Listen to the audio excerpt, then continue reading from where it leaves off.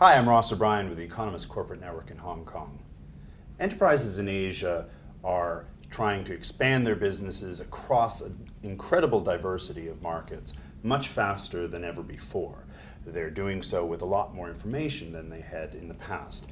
And those tools keep changing all the time.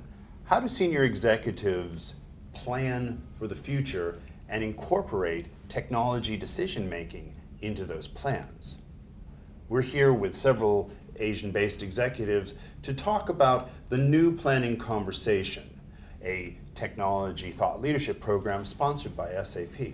I'm joined here by John Stefanak, who's the Southeast Asia president for Qualcomm, Peter Bullock, who's a technology partner in the law firm Pinson Mason, and Ron Fons, who's the Global Business Development Director for Financial Services for Huawei. Gentlemen, thanks for joining me. You're welcome, Ross. Now, John, it's long been known that technology helps businesses get to market faster and get things done quicker, and senior executives appreciate that. But in the here and now, and in Asia, what are some pressures that firms are responding to with technology-enabled solutions? What is happening today that is really changing the way that enterprises go to market in the region? I think, Ross, the primary change that we're actually seeing in terms of a transformational change is that no longer are we looking at tools and technology that we have access to in our office. Right, where we've been able to untether ourselves from that location, and we're actually able to take those tools with us, whether they be our smartphones, whether they be our laptops, whether they be our tablets today, that are all wirelessly connected, and take them out into the field. While it's important that we're able to make decisions, we have to make decisions based upon the information that we're getting right on the spot. It's a very diverse market, but it's also a very competitive market. So the ability for executives to be able to get access to that information quickly, analyze it, sanitize it, and then make decisions around that are fundamental. Right. Is it a chicken and egg problem? You have all this data, increasingly more so now that every employee has 2 or 3 mobile devices that are gathering information or transmitting it, and every customer interacting with the firm also carries devices with them. All this data, is it changing, in your mind, the business planning process, or are plans being changed to incorporate these new technologies? I think we're still trying to understand how that technology is actually working. Are we making technology work for us? Right. Or is that technology actually making us work for it?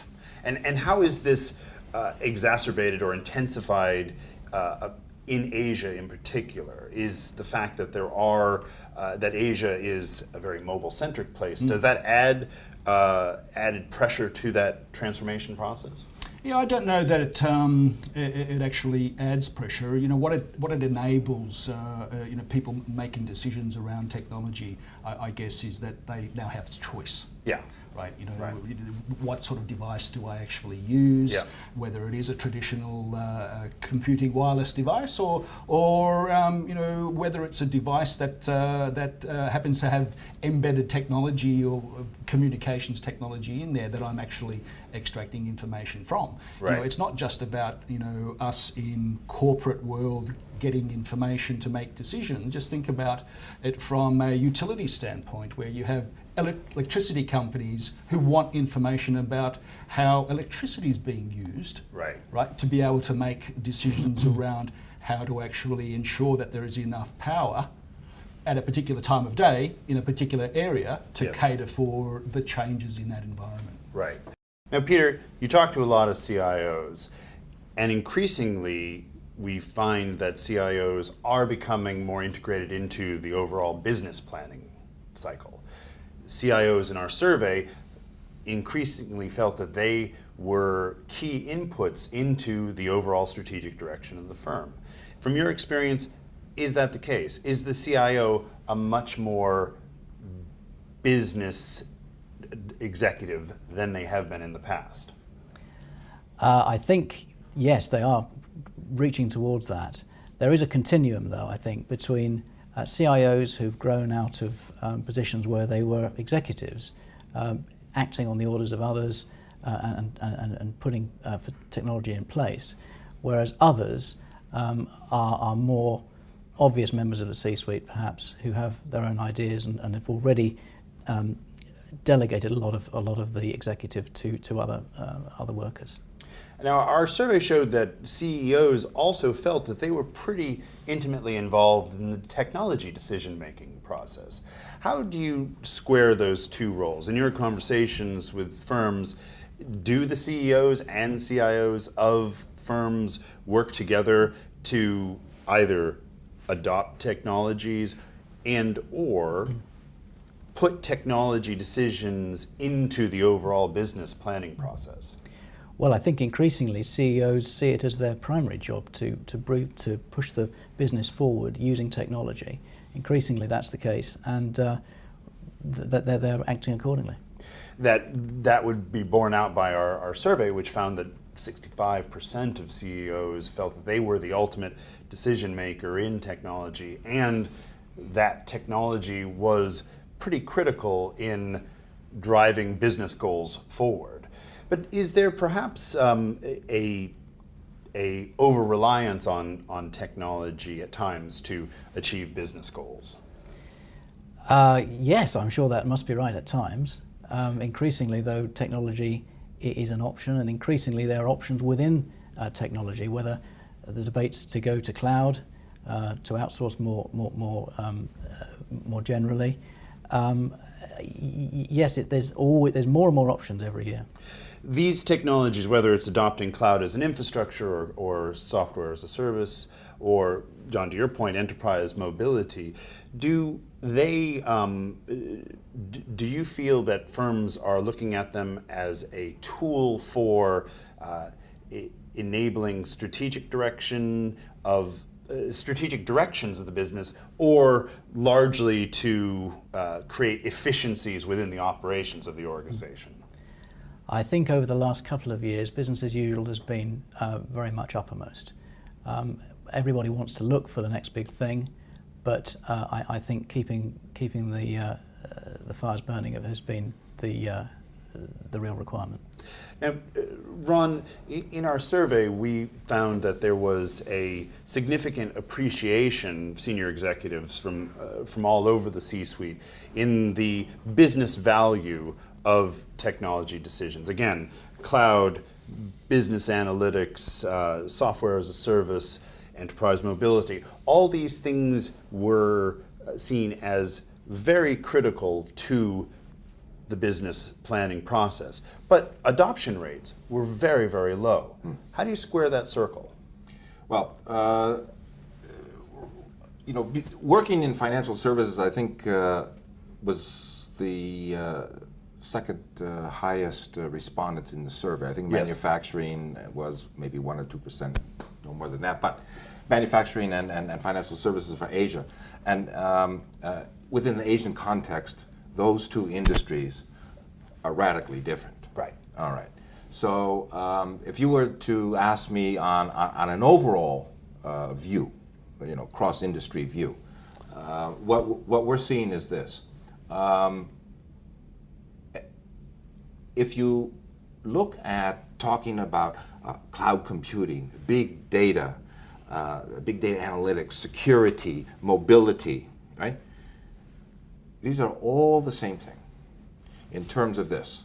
If you want to do very near real-time analytics off of big data from social media, from mobile devices, you need a cloud infrastructure to give you those resources to come up with that information.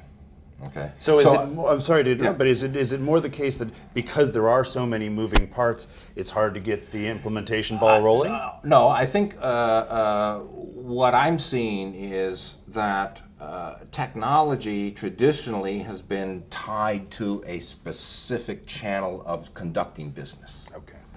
And now, not only in retail banking, but in the retail business, retail sector itself, I would say also in smart cities, government. In fact, well, we're looking at omni-channel, Okay, vendors have been talking any-to-any device communications, any kind of media format, right? So omni-channel is really the flattening term and expression on where we're seeing that, and I think that especially the CIOs right now really need to take a more business process view of their business, right, and not a technology view, and by that I mean if you're in a manufacturing environment, if you look at all the different technologies specific to shop floor control, all right? There's a lot of different technologies going on there, all right? But there's same technologies can be applied differently into the business, internally or between the company and the customer. So we really need to take a more of a holistic view of business process domain flows and the technologies that are there. right. Right? So, this is really interesting that, as I said, looking at this flattening, and the other thing is that I have a lot of conversations at C-level. In Europe, tier 1 banks, all the way down to tier 4 banks. Right? And one of the biggest issues is this, merging the understanding of bringing in all of these new technologies, but a lot of them miss the point on it's going to change the business process workflows within the company. Right. You need to automate more of these things. And there's issues either on the regulatory side that you cannot, or internal issues that it's too expensive to automate these things. And especially in retail banking, when you start going into more self-directed, any kind of platform, any kind of channel communications, conducting any kind of a transaction, that actually changes the brand of the bank itself. So which comes first, the changing of the business process or the redesign of the technology in order to fit the business process? I think because of the pervasiveness and the commoditization of mobility and social data and social networking, that has radically changed retail banking for sure. Okay. The banks are being pulled in to accommodate these things, and it's because the customer wants to do when they want, on what platform they want, and at what time of day or night they want. That is what's changing business. So it's certainly not just banking. I mean, it's any business process these days is impacted by mobility, isn't it, John? Well, let's look at the way certain industries have been totally transformed. Right. Right. If you look at the way that we purchased music or purchased a book 5 years ago to what it is today, obviously, we have computers in our homes and in our offices, but more often we're actually using our mobile devices to actually make purchases of products, and we've seen that whole transformation of the book business. Right. We don't go to the bookstore anymore. Right. We can actually just download it wherever we are and begin reading it straight away. But again the distance between appreciation of the powerful impact of these technologies and actual implementation, at least through our survey, was fairly great. Enterprise mobility adoption rates amongst our survey responses were less than a third of companies surveyed. What is perhaps giving firms pause, or why isn't everybody stepping onto the cloud or stepping into the untethered office all at the same time? Where is it hesitation? No, every customer is different to every industry. Okay. Every company has customers, otherwise you wouldn't be in business. All right? And so how you interact with your customer is a direct relationship to how accommodating your business is to these new technologies. If you look at I would say staid traditional corporate banking versus the revolution that's taking place in consumer banking, right, is night and day. Yes. Right. Okay. So you really, I think the answer to that kind of a question is what is the the communications between your customer and your business and your broader systems of partners, etc. What is really required to do? A lot of things are still just done in the data environment, right, and not in a live interactive Well, sorry. I was just going to say, I also look at it in a different way too. If you look at, and I just mentioned about the way we purchase books. Yeah. And let's just look at that a little bit further. It wasn't actually a bookstore that transformed that business. It was somebody who came in from the side. It was, in this particular case, it was Amazon. Right? And I think that businesses are still caught up with thinking in the traditional way. And we've got to change that.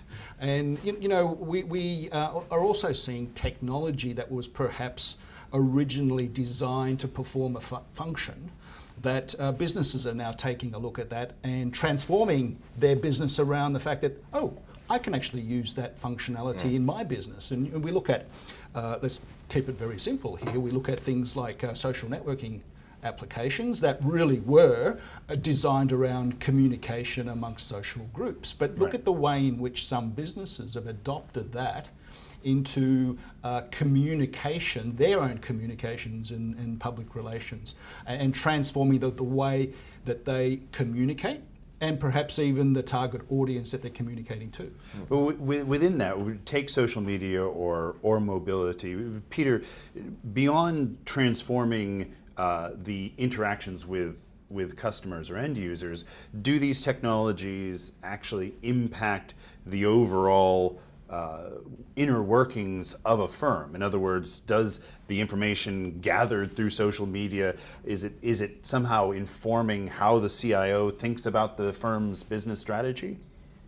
Well, first of all, you've got to actually get the data legally through a system. My point as to what has been the brake on the uptake, particularly of cloud, and it's all to do with regulations, to do with data protection, and security. And regulators are standing on one side, and governments are standing on the other side, and the vendors are not helping themselves, particularly by standing by some fairly swinging terms and conditions occasionally, or often. Right. And so many CIOs are saying, well, I can see the worth of this, we'd like to move there, and I'd like to get a step plan, but there's a big wall in the way, which is a regulator, and legal is saying no. Right. So when you can get a way through all of that, I think that the data that's coming is transformational. I think it's also no surprise that amongst our survey respondents, IT security was the technology that was most highly adopted for those reasons. It seems to be the thing that makes business sense, even if it is only to, as you suggest, kind of assuage the regulators that are peering over into these firms and their business practices. The other thing that actually did have some traction, Peter, was big data. Nearly half of our respondents did indicate that they were somewhere on the journey of adopting some sort of business analytics, data management program. And moreover, they thought that big data was ticking a lot of boxes in terms of what the firm wanted to do. Big data was seen as having an impact on obviously being able to understand their customers better, but also improving profitability and helping them get to market faster. In short, it seemed that those technologies that helped serve multiple functions were those that were quickest deployed. Do you find in your conversations with technology leaders that a transformation has to kill as many birds as possible with a single stone? I think that with big data, you are only going to make an impression and have something deliverable and offerable if you have got access to huge amounts of data. And it's not. It's generally, the credit card companies, the utility companies, possibly governments, but of course they're not commercialised. Right. Who are going to have access to this to the extent necessary to say, look, I've put all this together, I've aggregated it, and taken away got over the data protection issues, which are huge. And here are some statistics that you didn't think were possible. Right. The smaller players are not currently able to do that. It may be that there'll be room for them to come in and take slices of this work later on, but at the moment it's the big players. So Ron, there is this general lag in adoption across Asia, regardless of industry. But are there sectors within such areas as financial service that are perhaps ahead of the curve? What distinguishes a leading technology adopter from a lagging one in, say, financial services? All right. I'll give you two examples. One is in retail banking, one is in financial markets. Markets is now actually introducing algorithms that part of the theorem here is to put the values on positive and negative statements and comments that come out of social media in order to determine where a stock is going to move.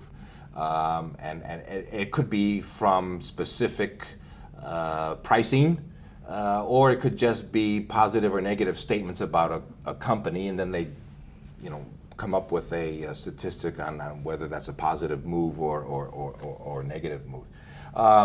And now in retail banking it's very different, and I think what retail banking is doing with social media is actually going to change the entire role and look and feel of CRM.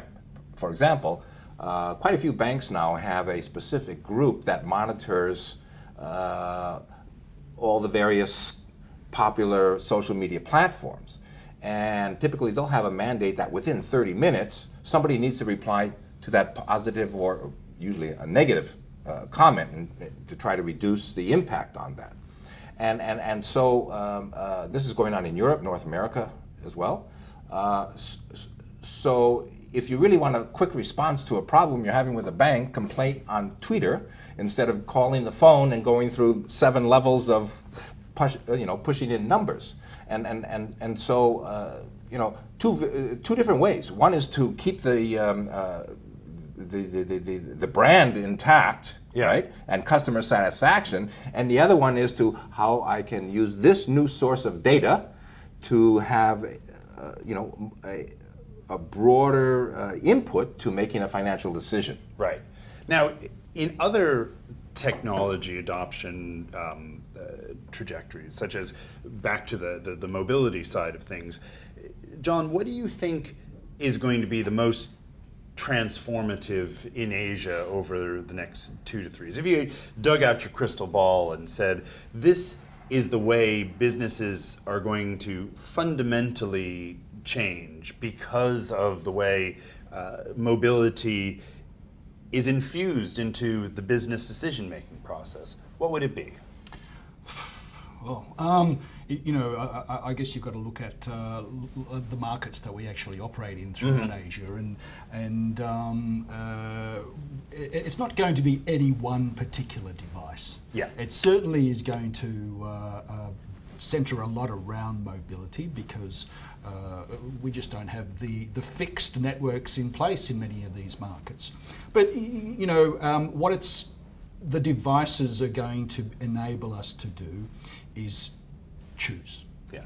What we want to do, how we want to do it, where we want to do it. That's, I think, what's going to happen. I don't think there's going to be any one particular device or bit of technology that is going to outweigh the other.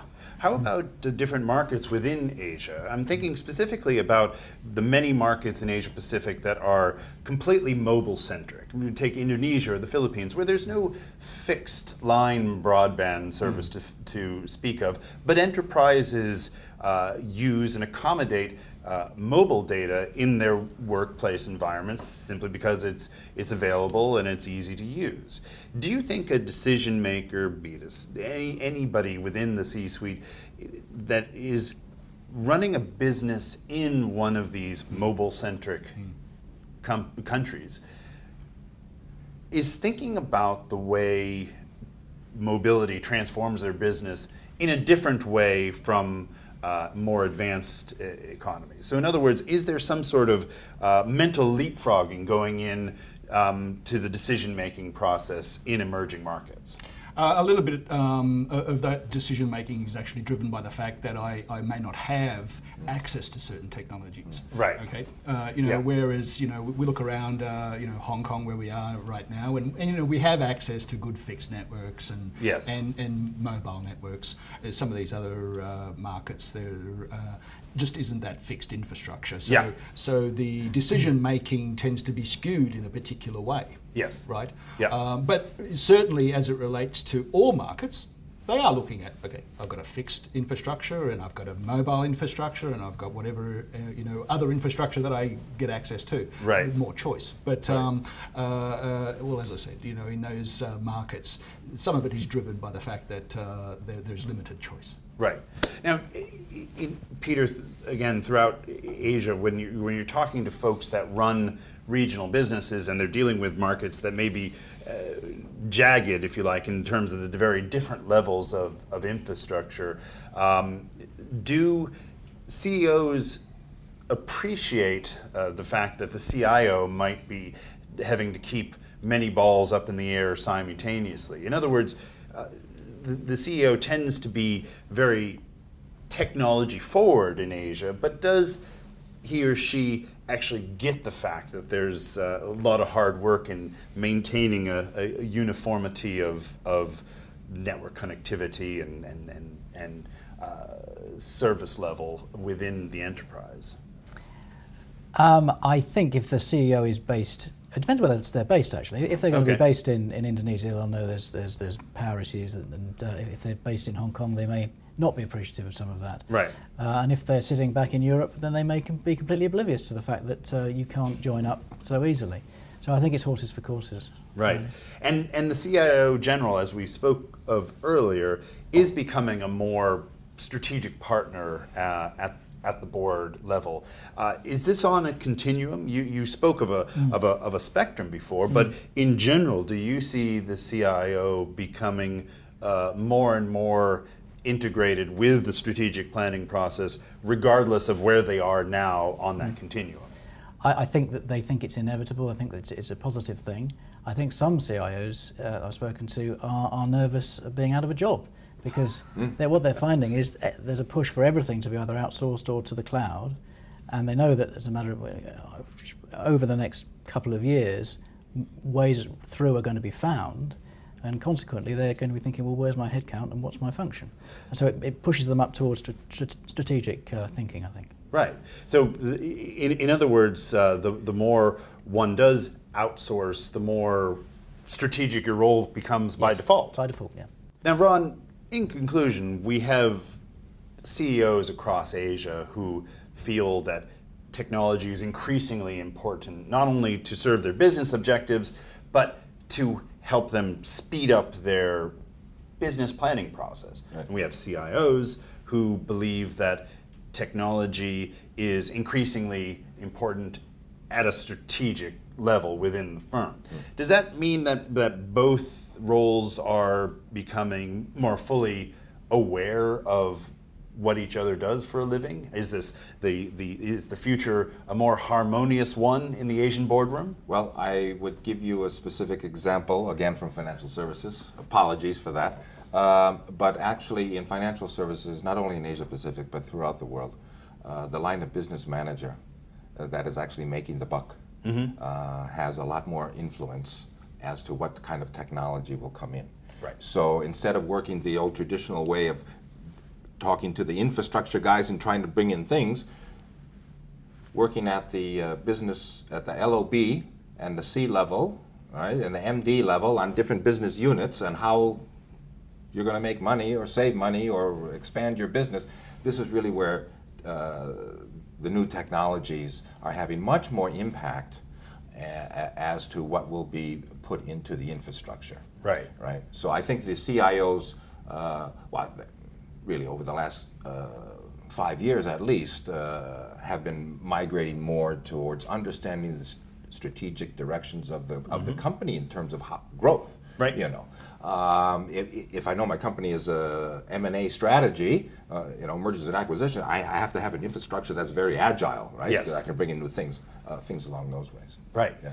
And John, speaking of agility, it was interesting to note in the survey that respondents based in more emerging economies, India, China, were actually a little bit more fleet-footed in their adoption of new technology. They indicated higher adoption rates of sort of the new stuff, whether it's cloud or big data. Do you infer from that that business decision-making in emerging markets is a little bit more innovative when it comes to technology? Yeah, you know, there's a fair assumption that you can actually make, and certainly from what I've seen, you know, limiting the availability of technology doesn't necessarily mean that you're limiting the ideas that people have. And you know, in these sorts of environments, you tend to find the competitiveness and the entrepreneurship actually at a heightened level. And you know, in the market that I deal with, and the sort of products and the people that I deal with, you know, I've seen some of the most innovative and competitive services and offerings actually in places like Indonesia and Philippines, where you don't have access to a lot of that technology that, you know, we're enjoying here in Hong Kong or Singapore, places like that. Right. Excellent. Well, thanks, John, for your time. Peter, Ron, thank you very much for your time this afternoon. Very much. Thank you. I'm Ross O'Brien with the Economist Corporate Network, and you've been watching The New Planning Conversation, a look at how business strategy is impacted by technology and how technology decision-making is being better integrated into the strategic planning process. Thanks for watching.